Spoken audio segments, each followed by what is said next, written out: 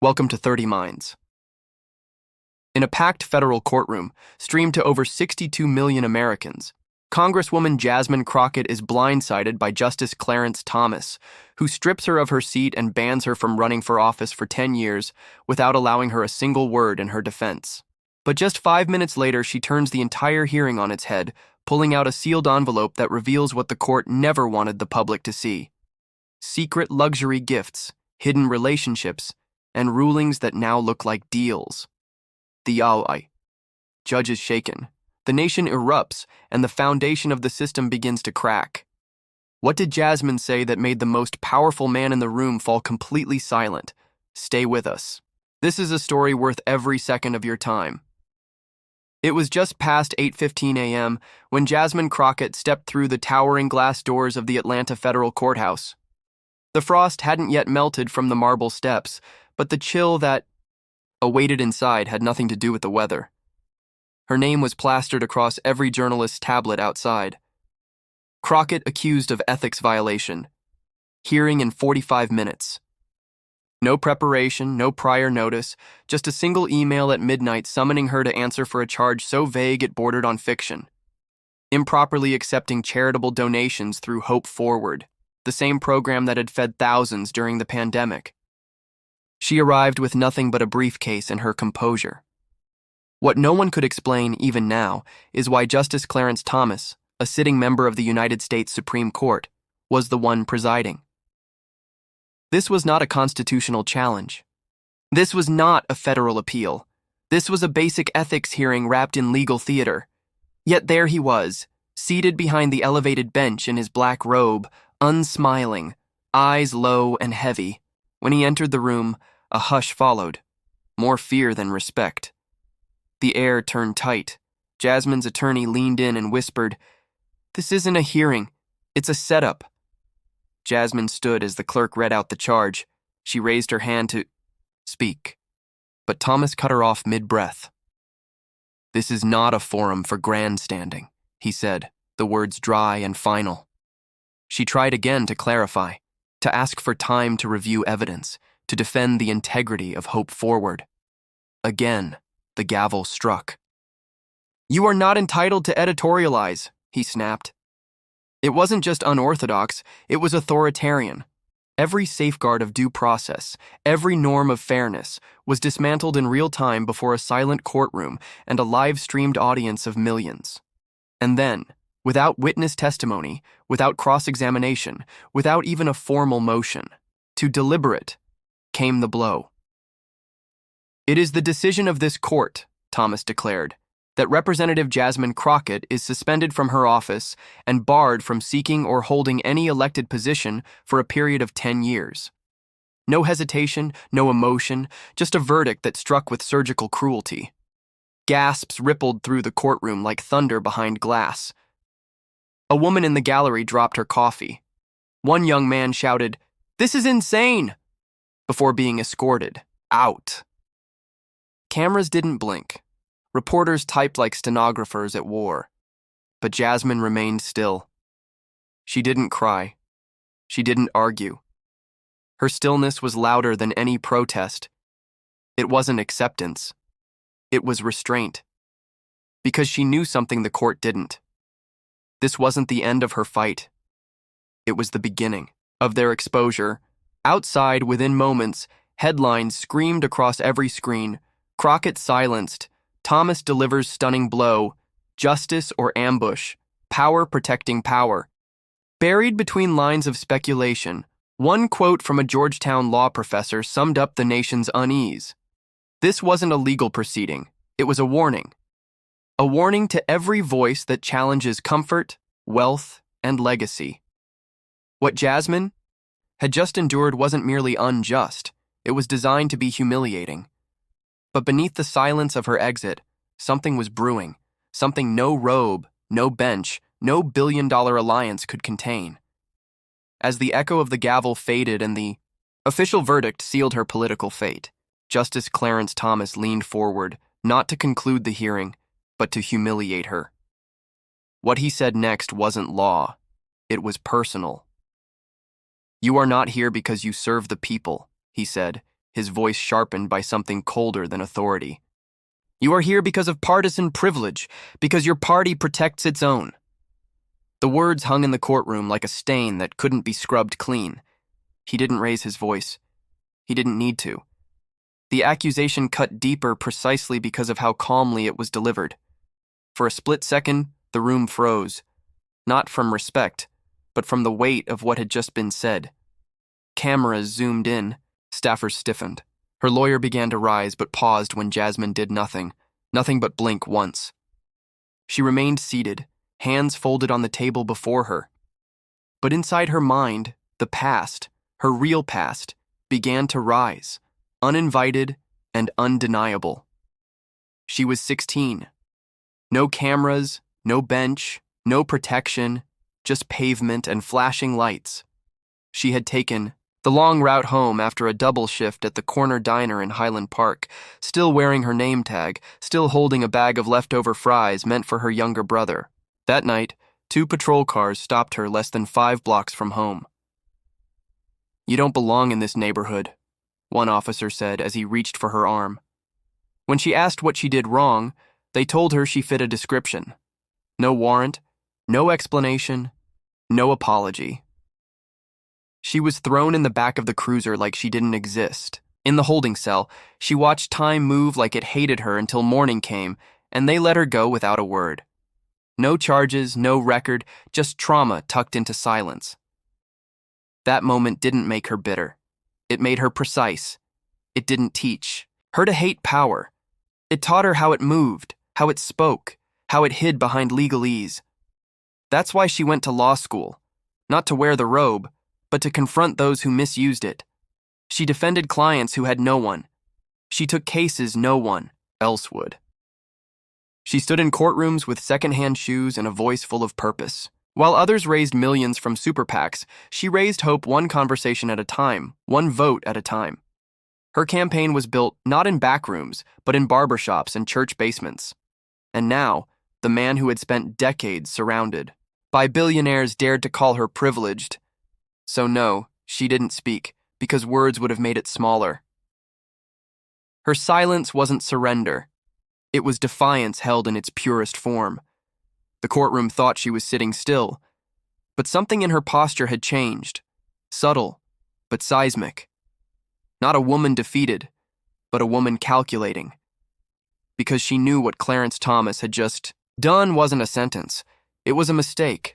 And mistakes in her world had consequences, and just as the courtroom settled into the false calm of recess, papers rustling, murmurs rising, something far more dangerous than noise passed beneath the table.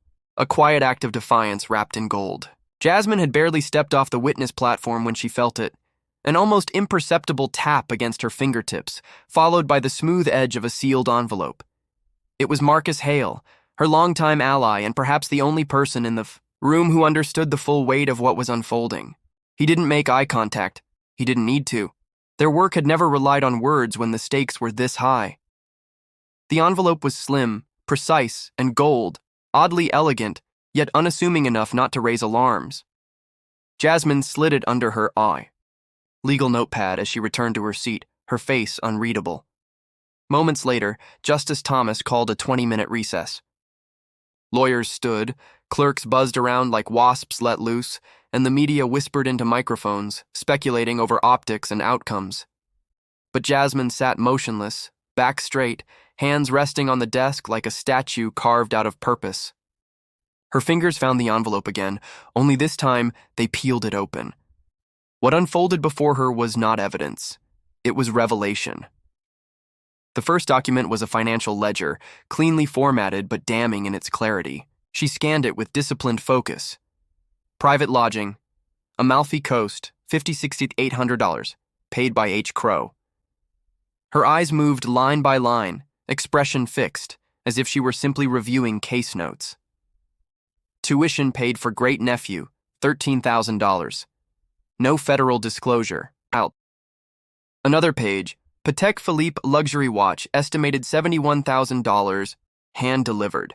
Jasmine's stomach didn't drop. It anchored.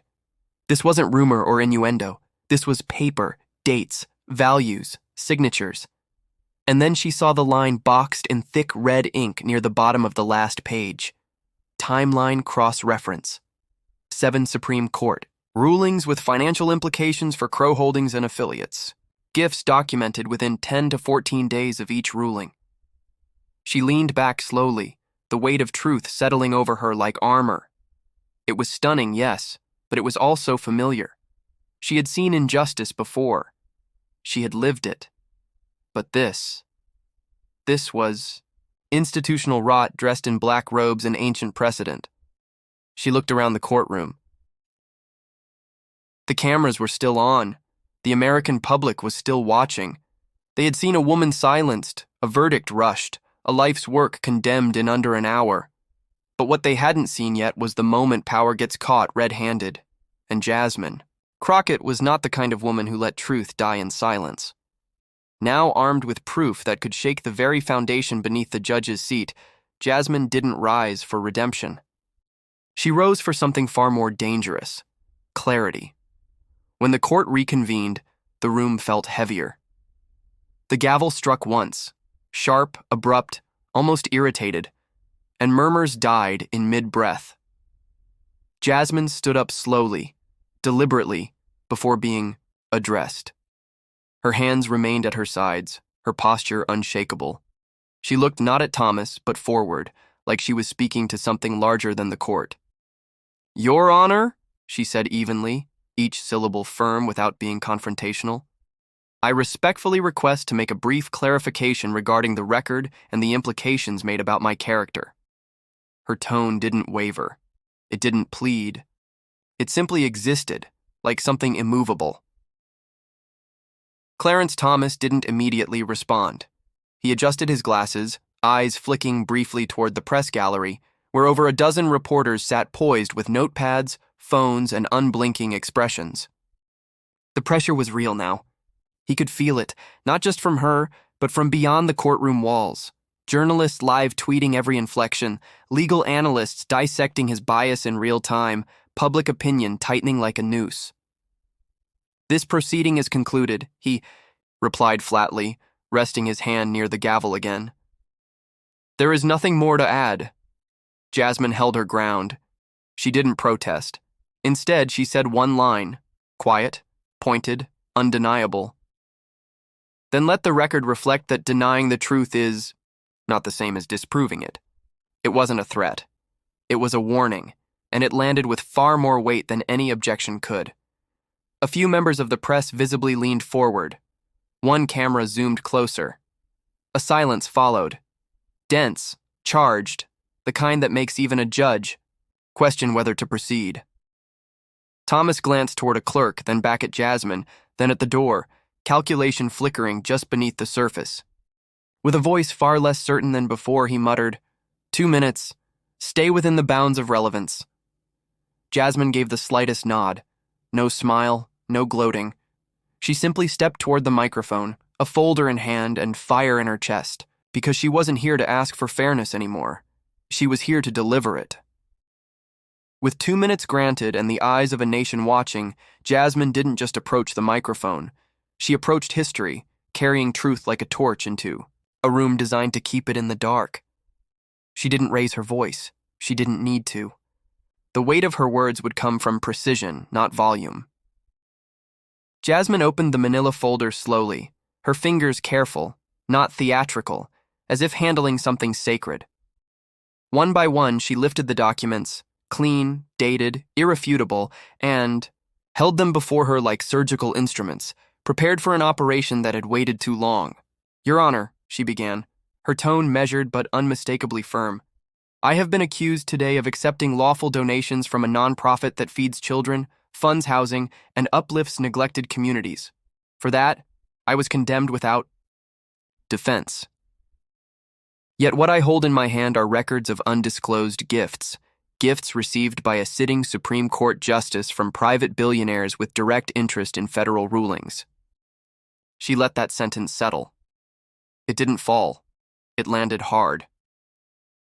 She read aloud, "Private yacht accommodations in the Amalfi Coast, valued at $56,800, paid for by Harlan Crow. tuition payments totaling $13,000 for a relative. No disclosures filed, no questions asked. A luxury Patek Philippe watch, valued at $71,000, delivered by hand. And all of this, she paused, lifting the final sheet, cross-referenced with 7 federal rulings that directly impacted the financial interests of the gift giver. 7 all ruled in their favor. There was no noise in the room, no coughs, no shifting chairs, just breath held in collective suspension. Then she looked up directly at him, not with contempt, not with triumph, but with clarity. "Your Honor," she said slowly, each word as deliberate as a chisel-breaking stone. "If I can be disqualified for documented contributions used for public good, then let me ask you, with full respect to this institution, who investigates the justice who receives private luxury from those who benefit by his hand? Who holds power accountable when power wears a robe?" The silence that followed wasn't just shock. It was recognition. Recognition that something sacred had just been said out loud, something usually whispered in back rooms, avoided in headlines, or buried under layers of decorum. But not today. Not anymore. Jasmine hadn't come to defend herself. She had come to remind the court that even justice must answer to justice.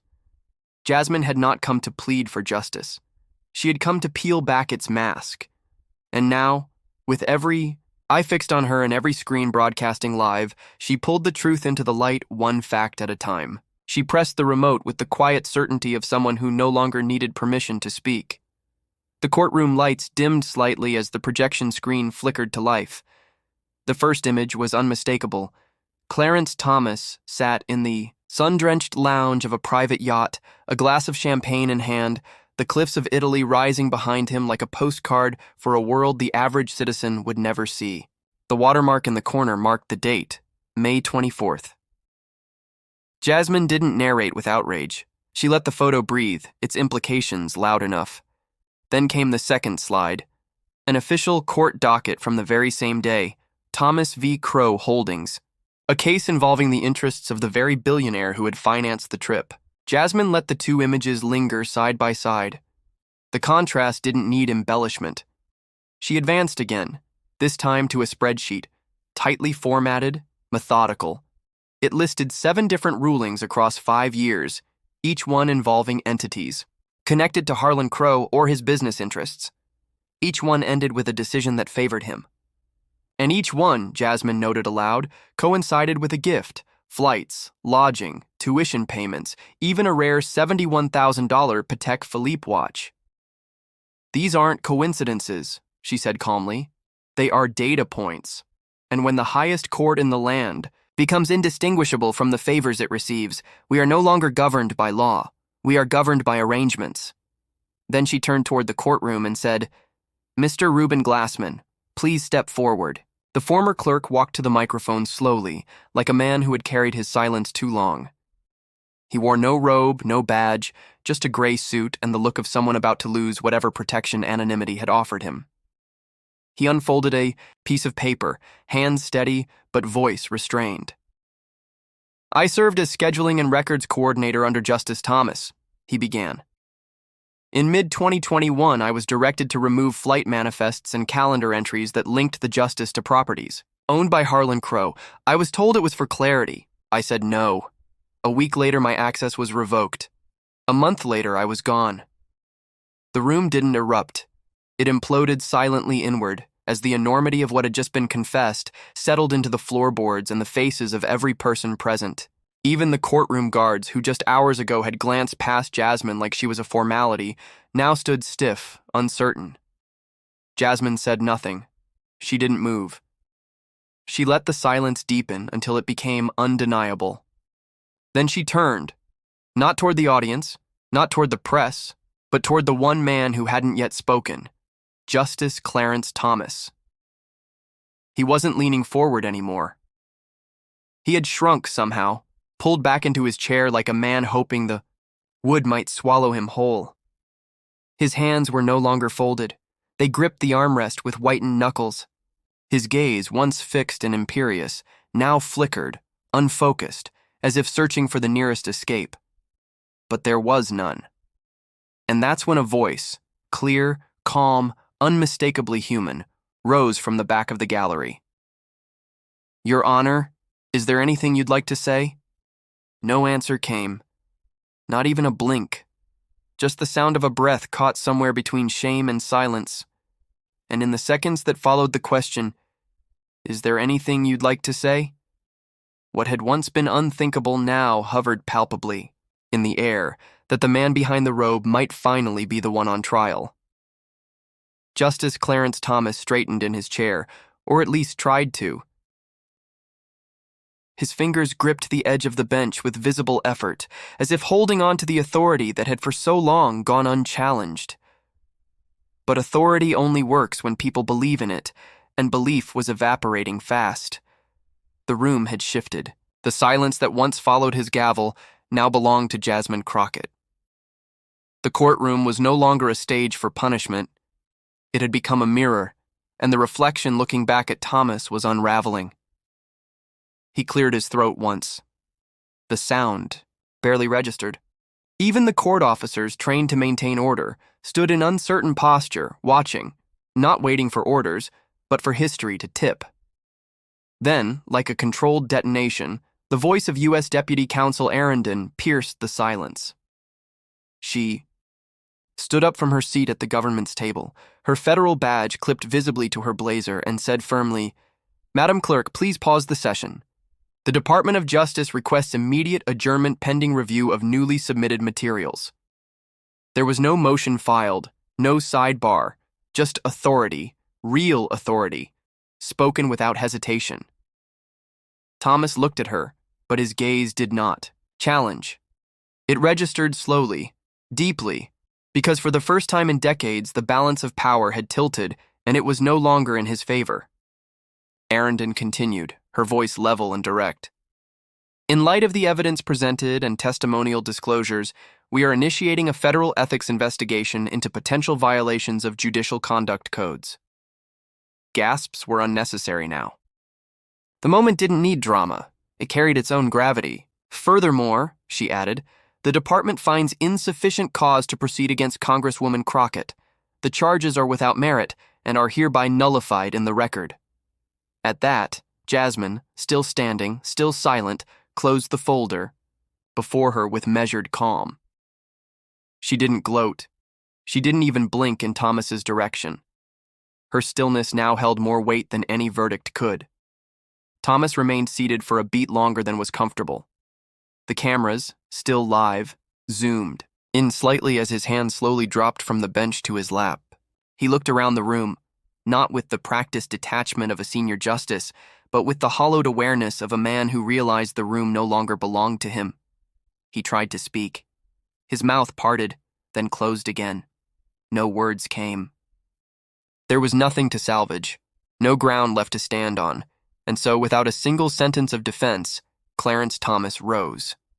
It wasn't the rise of a man in command. It was the slow, reluctant ascent of someone walking away from something already lost. He didn't ask to be dismissed. He didn't issue closing remarks. He simply turned his back to the courtroom he had controlled for the last hour, and the country for far longer, and stepped down from the bench. Every movement was recorded, every step archived. The cameras didn't blink, and neither did the nation. Behind him, the courtroom remained frozen. No one moved. Jasmine stood like a sentinel, unmoved and unmoving, while her legal team sat in silent awe. The clerk's fingers hovered over the keys but didn't type. The security guards by the doors didn't reach for the handles. The only sound was the soft scrape of leather soles on marble tile as the justice who once believed himself untouchable walked out. Not as a symbol, not as a hero, not even as a villain, just as a man stripped of the illusion that once cloaked him. And the cameras kept rolling because accountability, once rare in that room, had finally shown its face, not as vengeance, not even as victory, but as undeniable consequence. As the heavy doors clicked shut behind Clarence Thomas, leaving behind only the echo of everything he didn't say, all eyes slowly turned, not toward the bench he abandoned, but toward the woman who never needed it to speak with authority. Jasmine didn't rise. She didn't need the elevation. Her voice, clear, grounded, unshaken, cut through the charged air like steel through smoke. She sat exactly where they had, tried to silence her at the defendant's table, now transformed into something far more powerful, a witness stand for the truth. "Let me be clear," she began, her eyes scanning the room, not for approval, but for accountability. "I'm not here to replace him. I don't want that chair. I don't want its weight, its legacy, or its shadow." She leaned forward, her tone steady and intimate, like someone daring the system to look itself in the mirror. "I just want to live in a country where that chair, any chair of power, can't be bought by private jets, handwritten checks, and silence disguised as tradition." She didn't flinch. She didn't blink. "Because justice should never wear a price tag," she continued, each word falling like a verdict. "And respect for the law should come from the people it protects, not the donors it serves." The gallery was still. No shifting, no murmurs, only attention, taut and reverent. In that moment, Jasmine wasn't addressing the court. She was addressing the country, every person watching who had ever wondered if speaking truth to power was worth it. And now they had their answer. And with the weight of corruption laid bare and the gavel of fear finally silenced, Jasmine did not pause to bask in vindication. She moved instead to do what her accusers never expected, rebuild the very system that tried to crush her. Still seated at the defendant's table, Jasmine took a breath, not out of relief, but out of resolve. She didn't glance toward the press, nor toward the still reeling judicial staff. Her eyes locked instead on the court stenographer and the congressional observers seated in the second row, every one of them scribbling, typing, documenting history as it unfolded in real time. Her voice didn't rise. It deepened. "I request the following be entered into the official record as proposed policy reform," she said, each word as deliberate as a hammer striking iron. The room held its breath again. Not out of shock this time, but because they sensed something real, something structural was being born. She raised 3 fingers slowly, not for drama but for clarity. "First," she said, "a federal statute mandating that all judges, state and federal, publicly disclose any gifts, trips, or financial favors on a quarterly basis. Not annually, not selectively, every quarter, every dollar, no exceptions." The tone in her voice didn't ask for permission. It demanded accountability. "Second," she continued, "an unbreachable protection clause for judicial whistleblowers. We protect those who expose corruption in corporations and Congress. Why not the courts? Without that, truth suffocates before it ever gets to speak." Then came the third. Her voice slowed, not out of fatigue, but gravity. "And third," she said, her eyes narrowing slightly, "the immediate formation of an independent judicial oversight council, fully funded, bipartisan, and outside the control of the executive branch. No judge should ever be immune to scrutiny simply because of their title. Power without inspection is not justice, it's royalty in disguise." A quiet gasp rippled through the back row, not scandalized but stunned. No one in recent memory had said it so plainly, so cleanly, in the very room where such statements could cost a career. And yet Jasmine didn't flinch. The silence that followed wasn't awkward, it was reverent. No one moved. Not a single lawmaker objected. In fact, 2 Senate legal aides immediately began transcribing her language verbatim into draft legislative text. The court recorder looked briefly toward the acting judicial moderator, who nodded solemnly. "Let it be entered." No one asked for clarification. No one called it out of order because it wasn't just appropriate, it was necessary. Jasmine's proposals weren't political theater. They were blueprints. And the people in that room, many of whom had come expecting a spectacle, now found themselves sitting in the first pages of reform. She closed the folder on the desk in front of her and folded her hands once more. Not as a defendant, not even as a victor, but as a citizen demanding the country she served finally serve its own people back. The weight of what had just happened began to register in the expressions of those around her. A court officer looked down at his badge as if questioning what it meant. A young congressional intern blinked twice, then leaned forward, typing faster than before. One woman from the House Judiciary Committee wiped a single tear, subtle but real. In that moment, the trial was over. But something far more important had begun. Because reform doesn't start in private meetings. It doesn't begin in law books or editorials. It begins where injustice is confronted in public, and someone dares to say, "This must change." Jasmine Crockett didn't just survive the system that tried to silence her. She reshaped it while the cameras were still rolling, while the echoes of a fallen gavel still lingered in the room, and not one voice dared to say no. And as the courtroom emptied, its power rearranged, its silence forever altered, the real verdict wasn't handed down inside the chamber. It was delivered by a nation that had just watched the veil of untouchable power get ripped away in real time. Within minutes of the gavel's final strike, the world outside erupted. News anchors interrupted scheduled broadcasts mid-sentence. A CNN chyron blazed across the screen. Jasmine Crockett flips the bench, Clarence Thomas exits in silence. On MSNBC, one stunned legal analyst whispered, "I never thought I'd see the day." Meanwhile, inside newsrooms across New York, D.C., and Los Angeles, editors shouted into headsets, reworking front pages and evening rundowns on the fly. Politico pushed the headline before the ink was dry on their draft. Congresswoman tried for defense delivers a reckoning instead. But it was the Washington Post that captured the truth with the brutal clarity history demands. Jasmine Crockett just tried a Supreme Court justice. She used facts. He had nothing to say. The livestream replay hit 15 million views in under 2 hours. By the 12th hour, it had crossed 60 million. Twitter collapsed under the weight of hashtags that now felt more like rallying cries than trends. Our judges are not gods, finding justice without privilege, and Nalrini who judges the judge. The video clip, just 1 minute and 54 seconds long, of Jasmine calmly asking, "Who holds power accountable when power wears a robe?"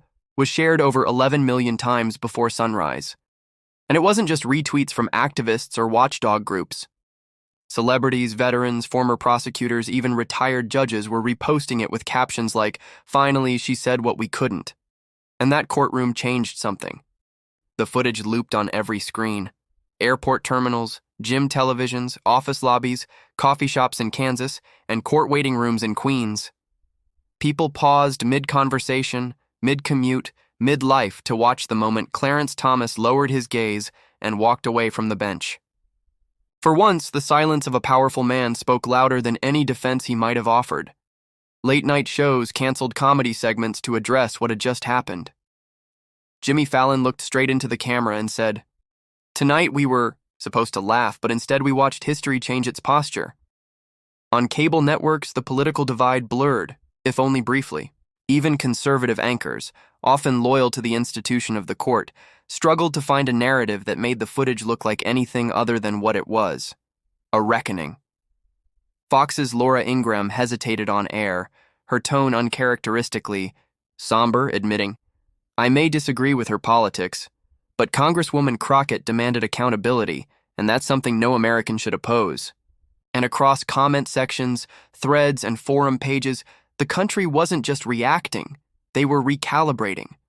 Posts poured in from public defenders, mothers, veterans, and former clerks. A retired judge from Colorado wrote, 30 years on, the bench, and I've never seen anything like that. Not just courage, precision, a moral scalpel. One law school professor assigned the full transcript of Jasmine's testimony for mandatory reading, writing in the syllabus, not just legal argument, civic responsibility incarnate, but perhaps most powerful of all were the messages from people who had no microphone, no law degree, no political seat. A high school student in Detroit posted, "I want to be Jasmine Crockett when I grow up." A woman in Houston posted a selfie with the caption, "For the first time, my daughter saw someone in power who looked like us and refused to kneel." And beneath every major news outlet's coverage, pinned to the top comment, was one unshakable truth echoed over and over again. She didn't just win, she changed the rules. Even Congress felt it. By mid-afternoon the next day, 3 different senators from both parties had contacted their staff to inquire about drafting legislation modeled after Jasmine's 3 reform proposals. The buzz inside Capitol Hill was unlike anything in recent memory. Aides reported phones ringing nonstop. Constituents weren't just angry, they were activated. Calls came in not with outrage, but with resolve. We saw what she did. We expect you to follow through. It wasn't about Clarence Thomas anymore. It was about a culture that had long allowed robes to serve as armor and silence as strategy. Jasmine Crockett had cracked that armor, not with rage, but with restraint. Not with partisanship, but with proof. Not with spectacle, but with systemic truth. And people felt that. They knew it instinctively.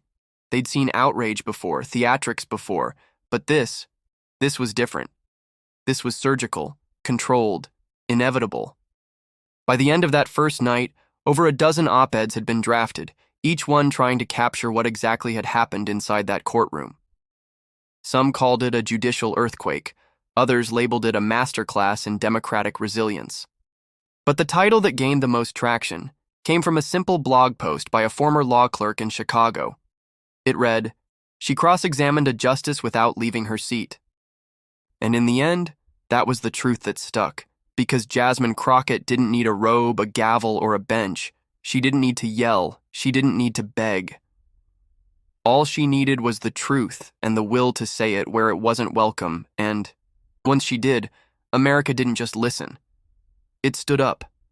But the shockwaves didn't stop at the courthouse steps.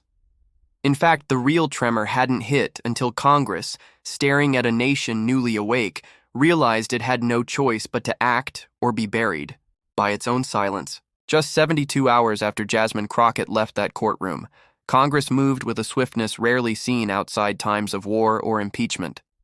On a stormy Monday morning, beneath skies that seemed to echo the weight of the moment, a bipartisan emergency session was convened in the Hart Senate office building. The room was standing room only.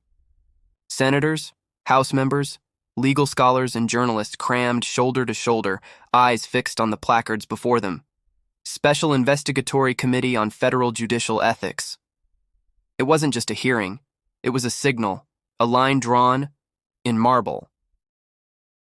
The committee's formation came after an emergency closed-door vote passing 91-7 in the Senate and unanimously in the House Ethics Subcommittee, a level of consensus not seen in years.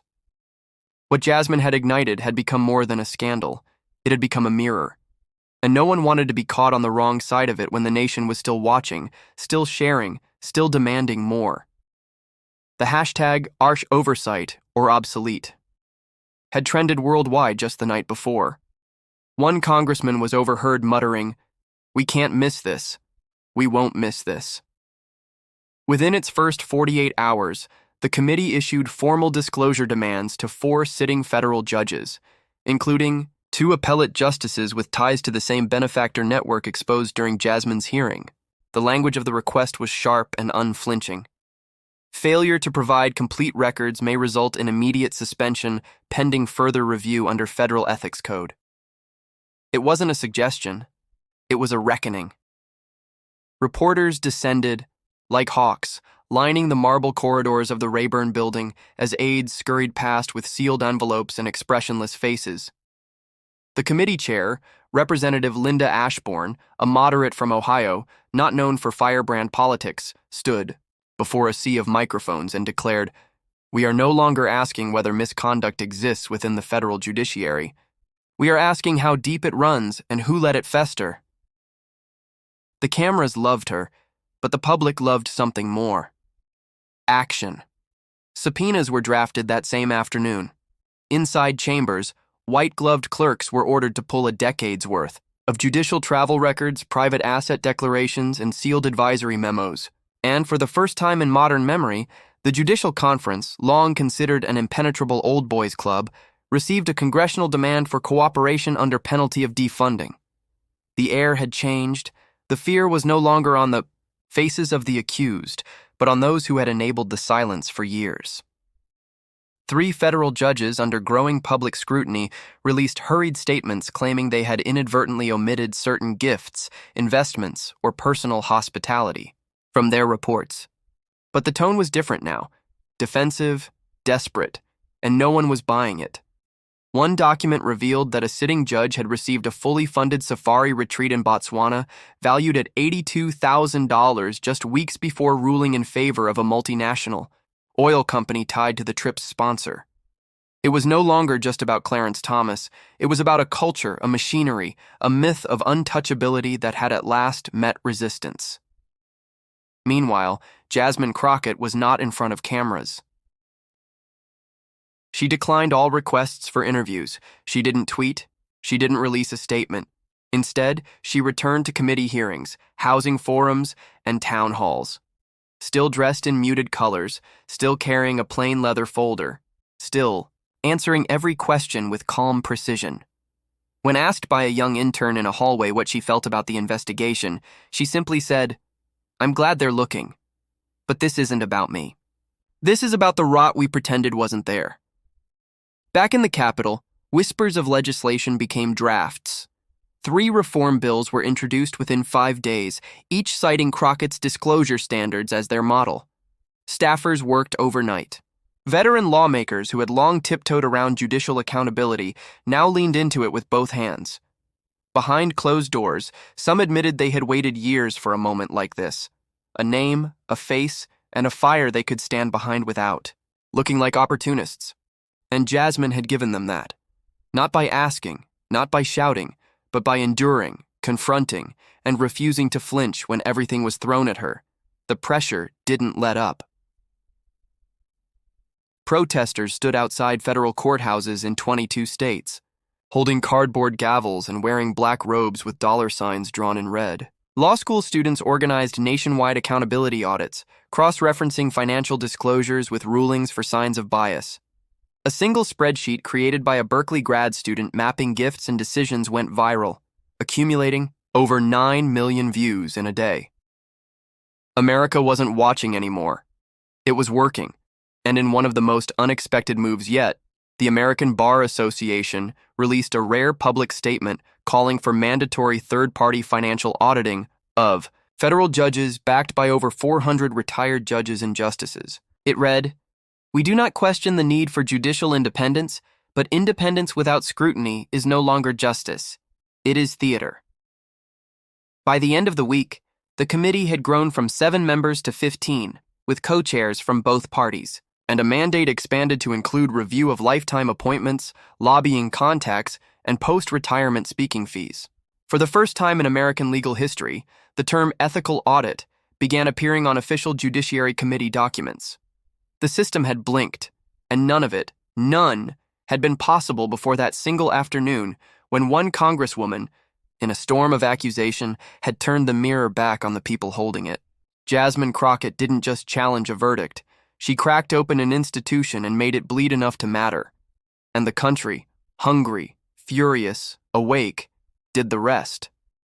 Even as the storm she had unleashed surged into every corner of the country, Jasmine Crockett stepped out of the courthouse not as a politician basking in triumph, but as a woman who had walked through fire carrying truth and refused to let it be turned into spectacle.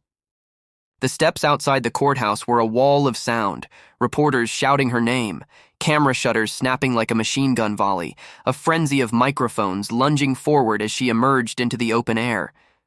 The flash of lights lit her face. In bursts, but she didn't blink. Her eyes were forward, unfazed, her walk unhurried. She wasn't hiding, but she wasn't here to perform either.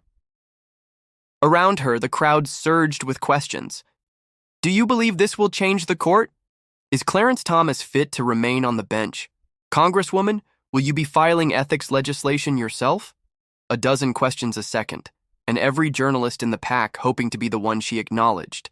But Jasmine kept her folder tucked, tight beneath her arm, her expression composed, not detached, not cold, but focused, as if her work was still unfinished. She didn't stop at the first row of microphones. She didn't stop at the second either. It wasn't until she reached the third step from the bottom, where the press line thinned and only one camera crew remained, that she paused. A young CNN reporter, eyes wide with urgency and reverence, leaned forward slightly, not shouting like the others. Her voice was low, respectful. Congresswoman Crockett, what did this moment mean to you? Jasmine turned to face her, just for a second.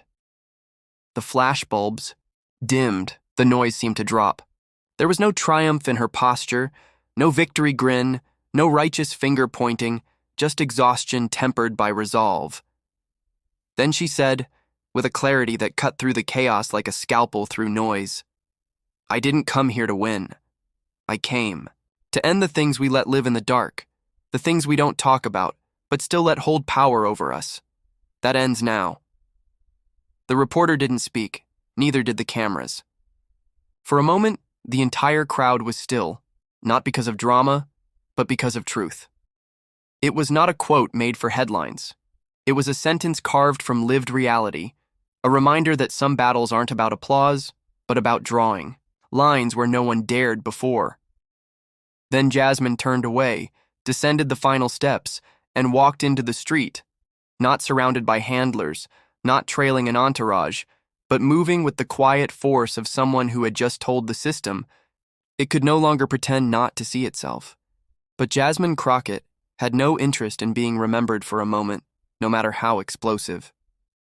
It was the aftermath she cared about, and what came next would prove she hadn't just confronted power, she was already reshaping it. Exactly 7 days after the hearing that changed the course of public trust in the judiciary, a sealed envelope arrived at the Office of Legislative Counsel, its contents already whispered about in every corridor of Capitol Hill. Typed across the front in plain black ink were 5 words: Judicial Transparency Act of 2025. No dramatics, no branding, just the beginning of a new fight on her terms. Wasn't drafted by a committee of consultants or shaped to appease donors. Jasmine had written every section herself, long after the cameras were gone, working through nights fueled by conviction rather than headlines. The language was unflinching, quarterly disclosure of all gifts and financial favors for all federal judges, lifetime bans on accepting benefits from litigants or lobbyists, mandatory ethics audits conducted by an independent oversight council, reporting to Congress, not the executive. It was the kind of bill that months earlier would have been dismissed as idealistic. Now, it was undeniable. The document hit the desks of lawmakers like a lightning bolt. Within 6 hours, the signatures began to appear, first from progressives, then centrists, and then, stunningly, from the other side of the aisle, a Republican from Utah, a moderate from Pennsylvania. By sunset, both parties had signed on as co-sponsors, a symbolic and strategic move that sent a clear message. Jasmine Crockett's call for accountability had crossed the red-blue divide. It wasn't politics anymore. It was necessity. The Judiciary Committee fast-tracked it for reading, and by Friday, hearings were scheduled for early markup. Even the oldest, most jaded staffers couldn't remember a reform bill moving this fast without the backdrop of national tragedy. But this had been a tragedy, just one that had finally been recorded, replayed, and no longer ignored. As the news broke, the New York Times didn't waste a second. The headline ran bold and unapologetic across its Sunday front page, From Defendant to Architect, Crockett's Judicial Reform Gains Unlikely Momentum. In the lead paragraph, the piece captured what millions were already thinking. What was expected to be a public fall from grace has instead become the foundation of a bipartisan movement.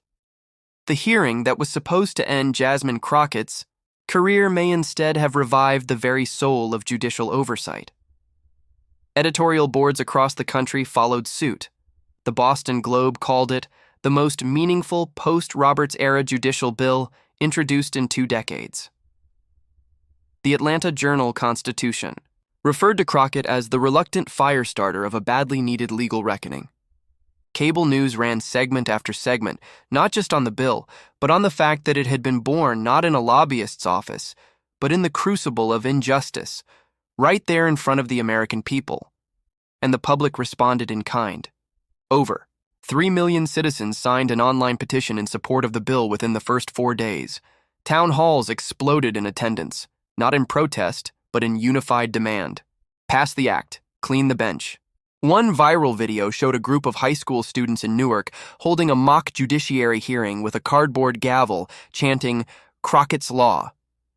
Now, it wasn't just a political moment. It had become a civic education, something the people could see, name, and believe in, and through it all, Jasmine never shifted her tone. She refused to speak in slogans. When asked if she thought the bill would pass, she answered simply, "If it doesn't, we'll reintroduce it. If it's watered down, we'll rewrite it. But we won't unsee what we've seen. Not anymore." Her office issued no fancy promotional graphics, no fundraising emails quoting her testimony, just the full text of the bill, available online in 10 languages, with a bold link that read, "Read it, then hold us to it." The message had landed. This wasn't about left or right. It was about something older and more sacred, the expectation that justice, once broken open, must answer for itself. And Jasmine Crockett had not only answered, she'd handed the country the pen and said, "Write better laws."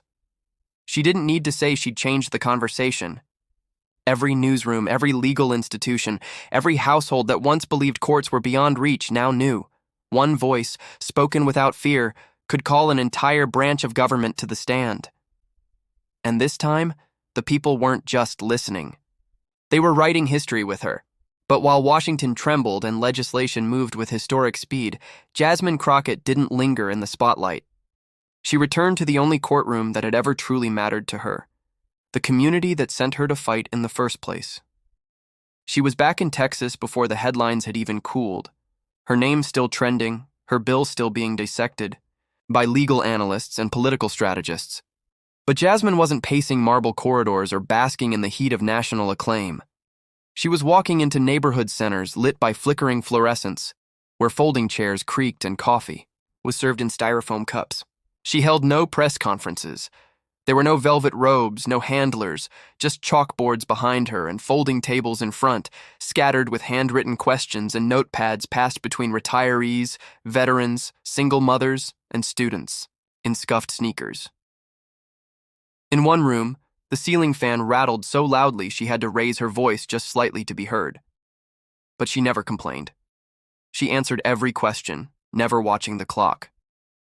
It was in one of those rooms, a municipal rec center just outside of Dallas, the windows fogged by winter, that a moment unfolded that would etch itself into history deeper than any headline.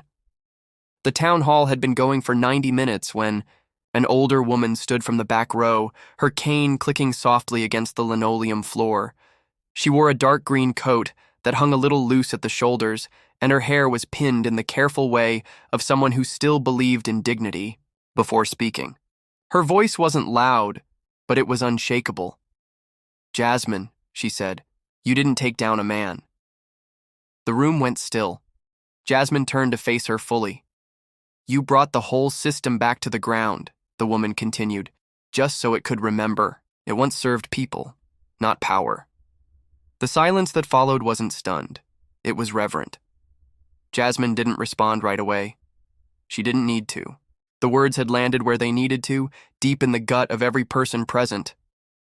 One by one, heads nodded, first subtly, then without hesitation. No applause, just acknowledgement. And Jasmine, who had faced down one of the most powerful institutions in America, stood there like she always had, not above the people, but among them. That single sentence, spoken by a woman whose name was never printed in papers, spread faster than any campaign slogan. Within days, it was quoted on podcast intros, etched into protest signs, and painted in murals outside community centers. You didn't take down a man, you brought the system back to the ground. The words weren't about vengeance, they were about restoration, reminding a nation that systems should kneel to the people, not the other way around. And yet, it was the second sentence, the one that came next, quiet and untelevised, that would echo in a very different place. Law schools across the country, Stanford, Howard, Yale, Texas Southern, began quoting it not as poetry, but as precedent. It appeared first in a classroom in Baltimore, handwritten in chalk across a blackboard, left up for days. When one person dares to tell the truth in open court, power starts to tremble. By week's end, the quote had been translated into Spanish, Vietnamese, Arabic, and Swahili, hung above lecture halls and printed at the top of ethics syllabi. Professors called it the Crockett Principle. Students called it a call to arms. And judges, those who still believed in the robes they wore, read it with equal parts pride and warning. For the first time in decades, the legal profession was no longer speaking about judicial power as an immovable object, but as a mirror that needed cleaning. Back in Texas, Jasmine didn't tweet about it. She didn't post pictures of the quote being shared. But when asked by a law student during a Q&A what she thought of the phrase, she smiled, not wide, not proud, just quietly, and said, "I didn't write it, but I lived it. And I hope none of you ever have to, unless you must." Because that was the heart of it. Jasmine hadn't gone looking for a fight with a Supreme Court justice. She hadn't written a speech for a headline or scripted a takedown for applause. She had simply refused to lie when lying would have been safer, easier, and far more profitable. She had stepped into a courtroom not to perform, but to defend herself with the only weapon she had ever trusted: truth. And the world had trembled, not because of how loud she spoke, but because she never backed away from the silence that came before it.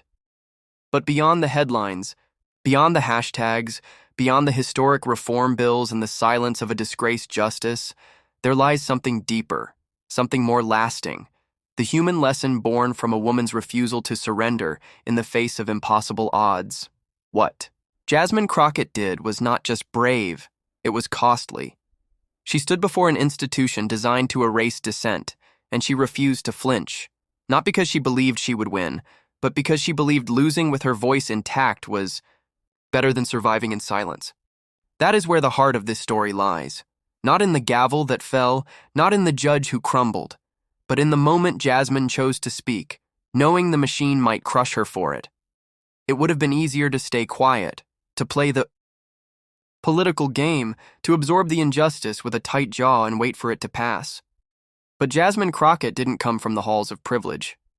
She came from the spaces where justice is not promised, but fought for daily, where silence has always been the enemy of survival. She knew that if she didn't speak that day, the next black woman sitting at that table wouldn't get the chance. And that knowledge, that quiet, personal burden, is what transformed her defiance into something far greater than a political moment. Because courage is not just standing up. It's standing still while the weight of a system tries to break your spine. It's holding eye contact with those who are betting on your collapse. It's knowing that truth doesn't guarantee safety and still choosing to tell it anyway. Jasmine stood in that courtroom not with armor, but with history behind her. She carried the voices of women like her who had been locked out of power, of courtrooms, of truth itself. She carried every false accusation, every closed door, every condescending stare that told her she didn't belong. And she turned that history into a weapon, not to destroy but to reveal. Because some systems don't need to be torn down with rage, they just need to be seen clearly. And that clarity alone is enough to make them fall. And what happened in the days after wasn't just a shift in politics, it was a shift in moral gravity. For decades, Americans had been told, implicitly and explicitly, that judges were untouchable, that the law policed itself, that oversight was mistrust, that questioning power was somehow a threat to the balance. But Jasmine didn't just question power, she placed it under oath. She asked the question that every American has wanted to ask, but was too afraid to say aloud. Who judges the judges? And when no answer came, when the most powerful man in the room chose silence over accountability, the public finally understood. This wasn't about one case. This was about an entire system that had forgotten who it worked for. The lesson, then, is terrifying in its simplicity. Unchecked power will always bend towards self-preservation unless someone is willing to stand in its path. Jasmine did, alone, and the entire country saw that when she stood, the illusion shattered. Because when a system depends on fear to function, the moment someone refuses to be afraid, it loses its grip. She did not storm the bench. She did not call for chaos. She simply spoke, and power recoiled. That is the most dangerous thing you can do in a broken structure. Remind it that it's accountable to the people it was built to serve. There is something profoundly human about that choice. Jasmine didn't come in with certainty.